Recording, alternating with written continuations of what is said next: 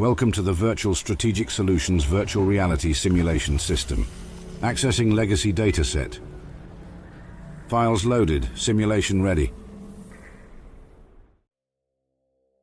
The Mariposa Military Base was a top-secret United States military facility built in Central California to house forced evolutionary virus research previously conducted at West Tech. In 2076, the NBC division of West Tech achieved breakthrough results in the Pan-Immunity Virion project.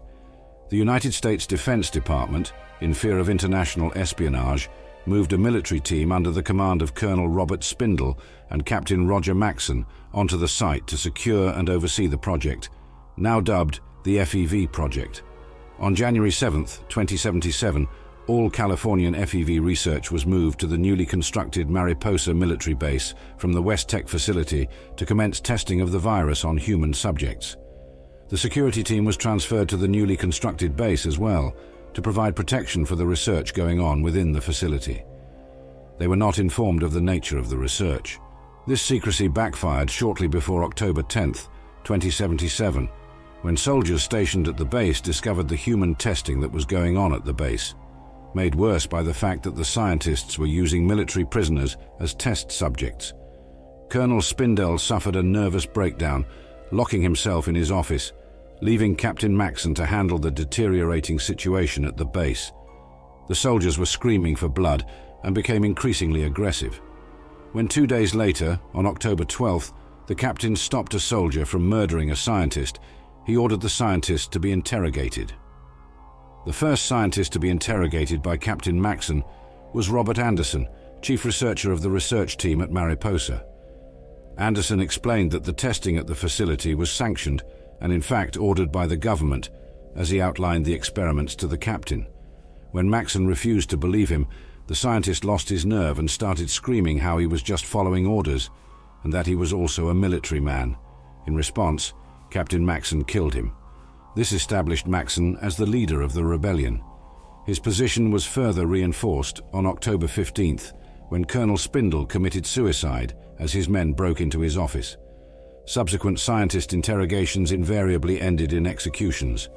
Erin Shellman held out the longest, almost convincing the captain that the experiments were really ordered by the government. On October 20th, 2077, Captain Maxon declared his unit in full secession from the United States, attempting to force the government to respond to the situation at Mariposa. No response came. 2 days later, he ordered the families of soldiers under his command to take shelter within the facility. On October 23, 2077, the Great War struck. As Maxon was halfway through prying the story from head researcher Leon von Felden, the facility lost contact with the outside world as nuclear weapons started to drop. Spared the nuclear devastation, Mariposa protected the inhabitants from nuclear fallout flooding the wasteland. Fearing that China would soon make up for the oversight, on October 24th, Maxon ordered his soldiers and their families to prepare to vacate the base the next day. On October 25th, Sergeant Plattner volunteered to take atmospheric readings outside the base. He reported no significant amounts of radiation in the atmosphere, and final preparations for the exodus were undertaken. On October 26th, Maxon ordered the remains of the scientists to be buried in the wastes outside the base. A day later, on October 27th, former U.S. servicemen and their families left the base under the leadership of Captain Roger Maxon, heading for the Lost Hills government bunker in the south. The base was left sealed, but over the years it slowly fell into disrepair, and eventually various creatures made their way inside, mutating due to FEV exposure and infesting the surrounding area, attacking fledgling human settlements and caravans. The problem was becoming increasingly severe, to the point when Harold, a caravan master from the hub, mounted an expedition in 2102 to locate and destroy the source of mutants. Dr. Richard Gray was one of the explorers who were part of the expedition. Harold led the party into Mariposa, but failed to account for the automated defenses, which were still online, and promptly attacked the explorers. Taking heavy casualties, they made their way to the deepest, fourth level, the FEV vats, where a crane smashed into the two surviving explorers, Harold and Richard Gray. The former was knocked out, the latter landed in one of the virus vats, succumbing to a severe overdose. In agony and horribly mutated, Gray crawled into the control room. But just as his body was changing, his intellect had begun growing. In a few days he was neurolinked to the base computer, drawing upon its sizable databanks. As he created the idea of the Unity, wanderers began to enter the facility. Gray patiently captured and dipped them, hoping to create beings as perfect as he believed himself to be. When the first true super mutants were created, he set out to create a mutant army, at the same time deciding to look for a permanent base of operations.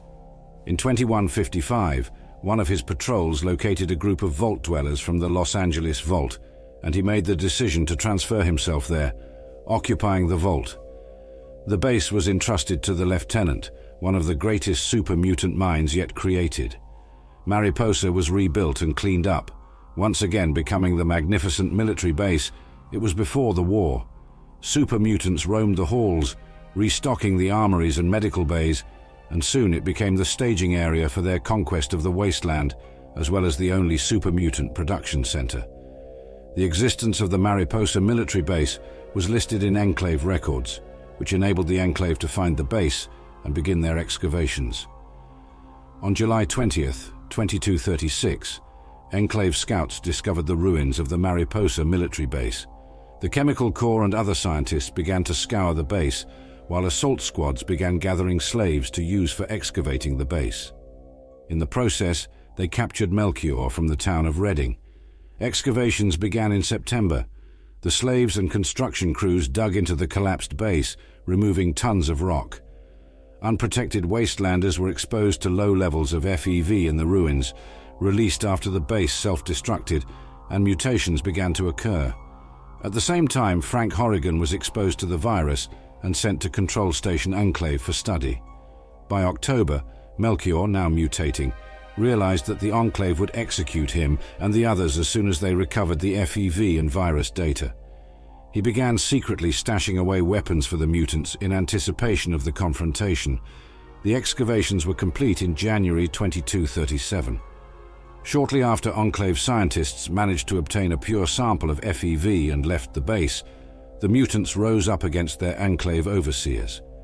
After suffering heavy casualties, the Enclave forces fell back and sealed the mutants in. The remaining first and second generation super mutant slaves remained in the base, and the group formed a new community under the leadership of Melor, whose magic talents had allowed them to hide the weapons.